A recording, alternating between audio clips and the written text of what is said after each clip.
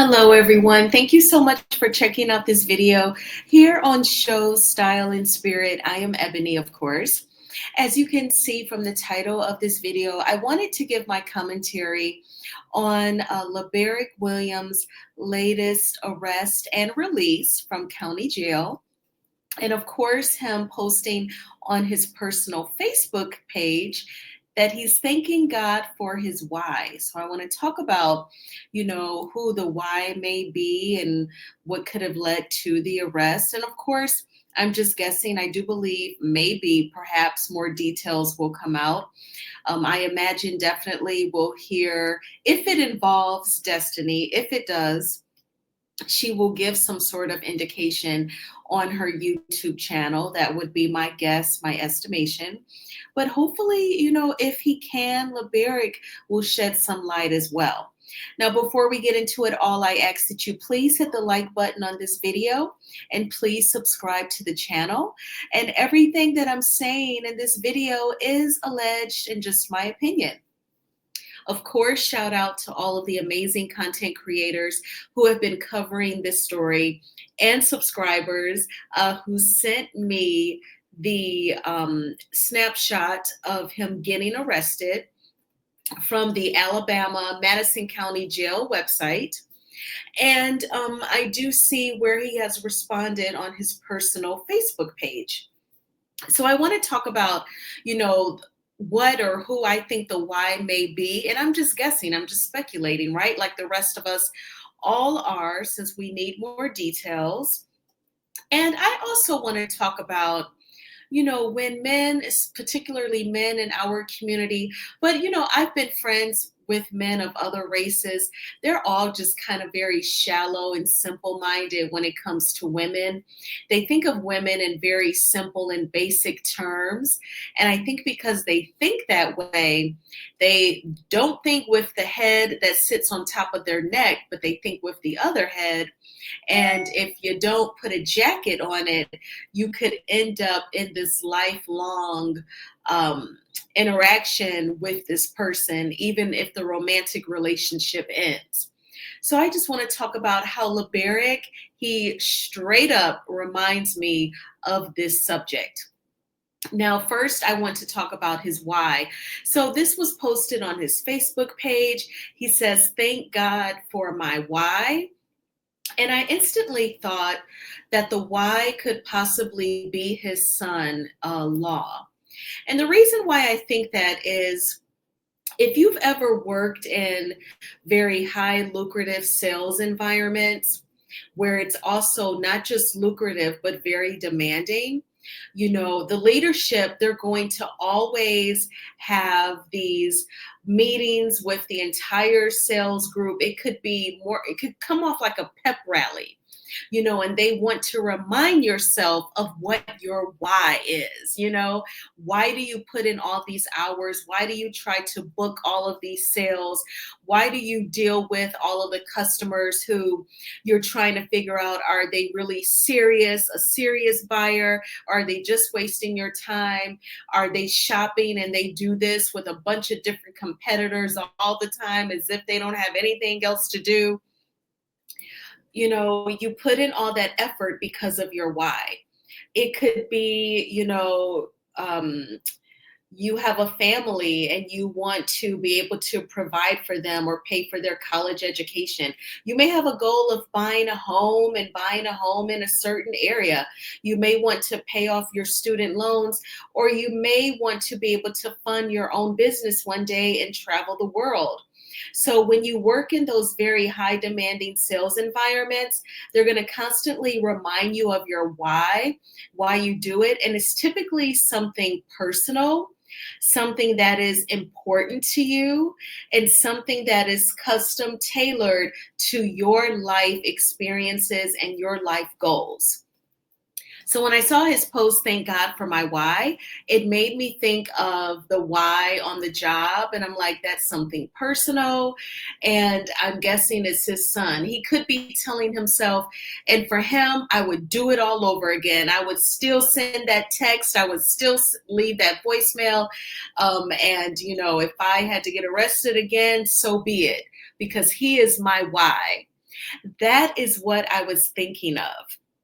When you saw this post, what did you think? What do you think he meant when he says he's thanking God for his why?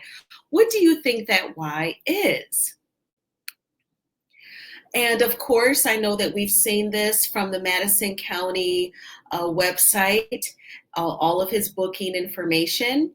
And later on this year, he turns 44, and he was released the same day upon being arrested yesterday. It looks like it was just for slightly over an hour, about an hour and 17 minutes. And the charge was domestic violence in the third degree harassment. And so I was thinking, because it's obviously you have to show, you would have to convince an officer that you're being harassed. And then Alabama State, they have, this domestic violence, and it's in the third degree. So of course I Googled and I said, in Alabama, what is domestic violence in the third degree? And according to the Alabama judicial system, it says that a person commits the crime of domestic violence in the third degree if he or she commits the crime of harassing communications, and the victim is a current or former spouse, parent, child, any person with whom the defendant has a child in common. So I know at some point, some people were guessing that LaBerrick has the same charge as Martell because they simply see the words domestic violence and communication.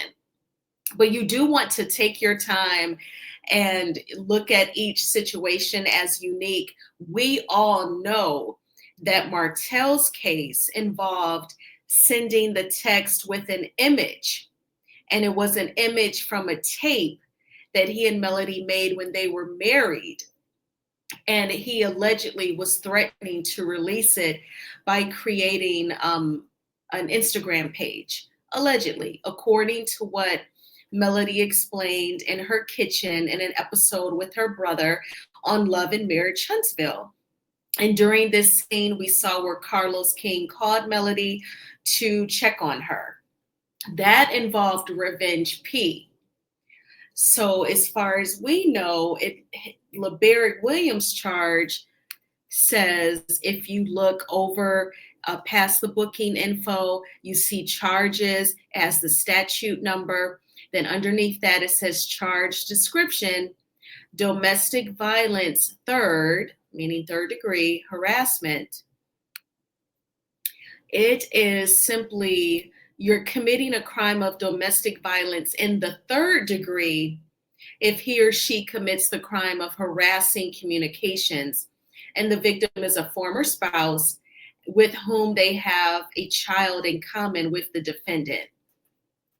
So it looks like, just my opinion, I am not a lawyer. I have not earned my Juris Doctorate. I am having inquisitive questions. I'm asking Google and I'm trying to piece it all together. It sounds like with the state of Alabama, they almost have some sort of a checklist to decide if you're going to be charged with domestic violence. And so that checklist involves if, the alleged victim is a current or former spouse, check, you have a child with them, check, if the alleged crime is some sort of communication, whether it's text, voicemail, or if you all are arguing on the phone or arguing face to face, check. And then if it's just communication and it hasn't gotten physical, obviously, then it's domestic violence, but in the third degree. And we still have to know more of what happened. Now, just for me just guessing, I'm guessing it sounds like there was an argument concerning the child. And then, I'm not even going to say she triggered him, but there was an argument. And then he just said something that she was able to show to an officer, and they were able to decide that falls under their checklist for the DV in the third degree. So that harassing communications, it goes far and wide, because this is really the third instance of us seeing it with, Alabama state law. There's Martell with the alleged Revenge P. There's Stormy and Miss Black Titanic. And with hers, they were obviously face to face. Stormy is face to face, yelling at her, cursing her out. And that was considered, that was not domestic violence, but it had a different charge, but the harassing communications, they did attach to it. And then with LaBerrick, it is DV in the third degree, harassing communications, harassment. And then the definition involves harassing communications. So that harassing communications, it can really get you on the hook in a few different ways, in my opinion. So I also, I want to go back and just talk about with LaBerrick. I feel like, unfortunately, LaBerrick has a child with a woman who appears to lack a job or an ability to earn a decent living. And again, this is just my opinion. I do not know the cast of Love and Marriage Huntsville personally, but I'm just not convinced that Destiny has a concrete skill set. We all have had different sorts of jobs. Everyone that will be watching this video, and myself included, whether you've been a teacher or a nurse, or you are an attorney or a medical doctor or a psychologist, or you waited tables, or you work in retail, or you work in hospitality, and you have that work experience, you can type up on a resume what you do every day, and you could go on a job interview and explain your job. And the people that interview you can determine some of your skills. I just feel like, unfortunately, I'm just not convinced when I watch scenes with Destiny, when I watch interviews with Destiny, when I watch her YouTube channel. I just feel like that skill set isn't there. So that could add some desperation at times. That could be, kind of almost like a street mentality or a street hustle. Everything may not be legit or clean. We've seen her charges, what she had to get arrested for. She had to turn herself in for the forgery, allegedly, and things in that area, that neck of the woods. And so, he has a child with this person, and, there is this aftermath after the divorce has been finalized, after finally the sale of the marital home. They are still dealing with each other on a litigation level.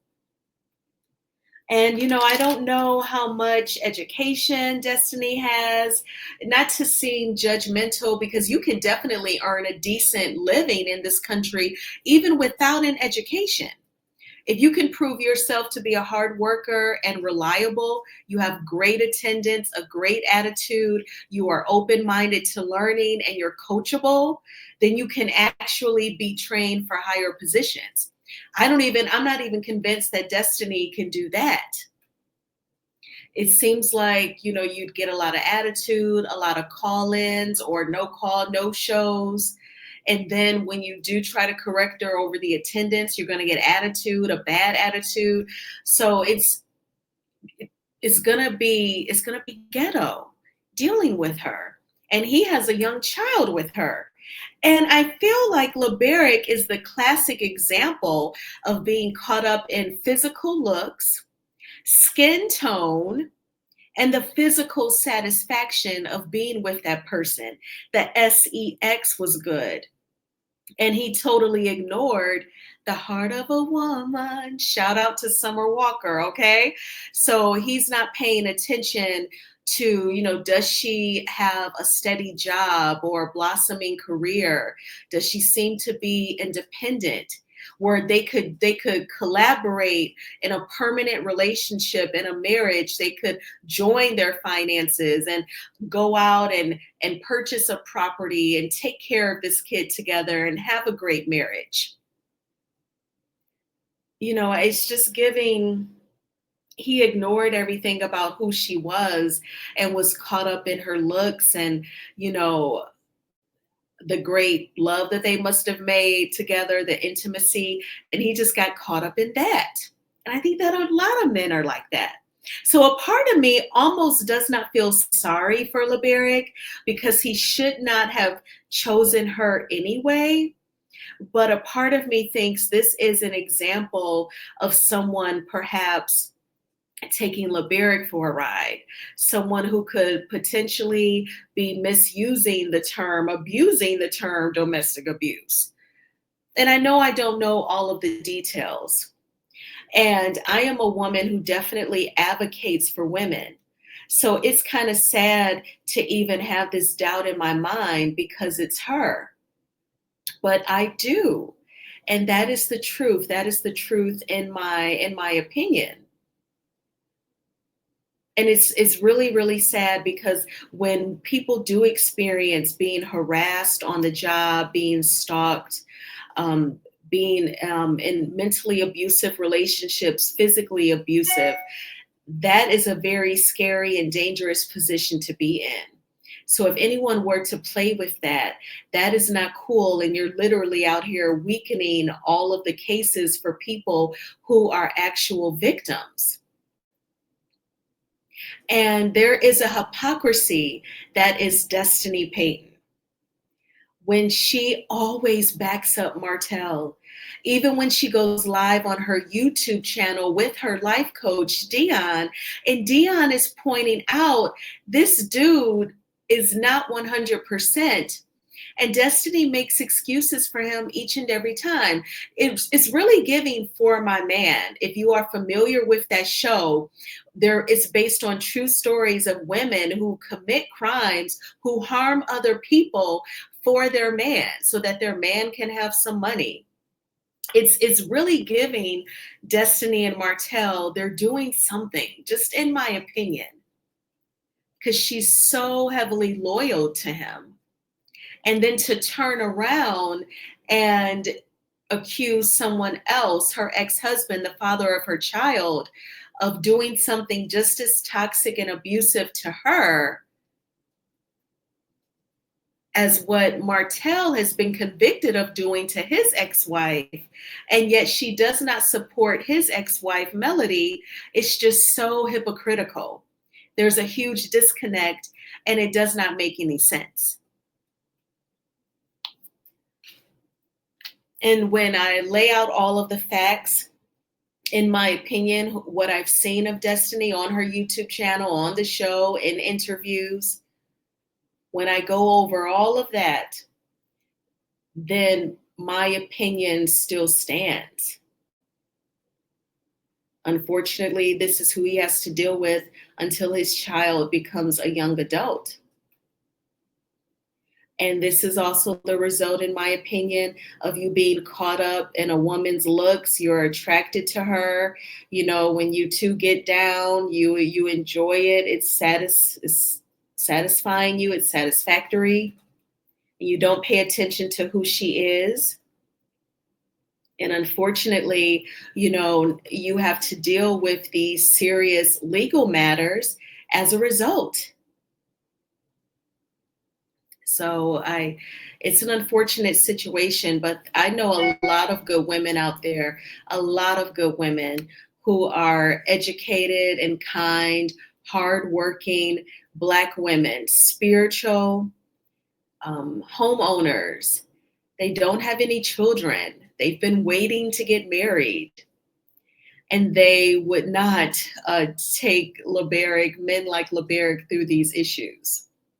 And they've been waiting to get married, and a man, you know, LaBerrick marries a woman like her, has a kid, and it takes you how long to sell the marital home, and you're getting labeled for DV, both by the person and now in the courts, and you have to defend yourself. But this is how people choose to date and how they choose to live their life. So it's an unfortunate situation. We'll have to see what happens as a result, if he gets vindicated or what it is. But, I feel like this is the result of how ridiculous the dating scene is, and especially in the Black community. But I thank you all so much for checking out this video. Please hit the like button on this video, and please subscribe to the channel if you have not already done so. I saw the Nickel Boys, and if you're not familiar, the Nickel Boys is about some Black men who were attending this reform school, and they were being abused. And it is produced by Brad Pitt, the actor Brad Pitt. He actually produced 12 Years a Slave. He definitely produces Black films with his production company that he shares with his ex-wife, Jennifer Aniston. And I thought that it was a good film, definitely very visual. And Aunjanue Ellis Taylor is in it. She plays the grandma of one of the young gentlemen, Elwood. And it's based upon a true story. The boys were getting beaten. They were forced to farm the land around the reform school, and they were being fed what looked like clumpy, old, cold oatmeal and like an orange. And when the school was being inspected by the state, they would then get like dinner rolls and like normal food. Their family could not visit them. And when Aunjanue Ellis Taylor's character called herself back then in the 60s trying to hire a lawyer to get her grandson released, like she couldn't. He had to escape like a slave. And this was in the 1960s. And he ended up starting his own moving company. So he would, move people's furniture out when they were moving. But like some of the men ended up strung out, and others went to the Vietnam War and lost their lives. So it was very, it was a serious film. I thought that I would be extremely angry or sad by the end of it, but I wasn't. I felt like the movie still had a calmness to it where you didn't get very upset. And the audience, it was, I think everyone is seeing the Keke Palmer film, honestly, which I saw a few days ago. But the audience, the people that was in the theater, it was diverse. There were some white people there and Black people. The movie is almost 2.5 hours. And so definitely, if you have the time, definitely check it out and support. I wanted to make sure that I supported the Black films, Keke Palmer and Nickel Boys, because some action movies come out like Flight Risk with Mark Wahlberg, and a scary movie is coming out that I'm going to go see, Present. So I wanted to see these first. So I was glad that I did. But I hope that you all have had a great day. If you had to work today, I hope you get the double pay for it. And thank God for Dr. Martin Luther King Jr., because our lives would be so different without all of the civil rights leaders and all of the freedom riders and the protesters who sacrificed time with their families, freedom from being in jail. Some of them lost their lives so that we could have rights that should have been given to us anyway from birth.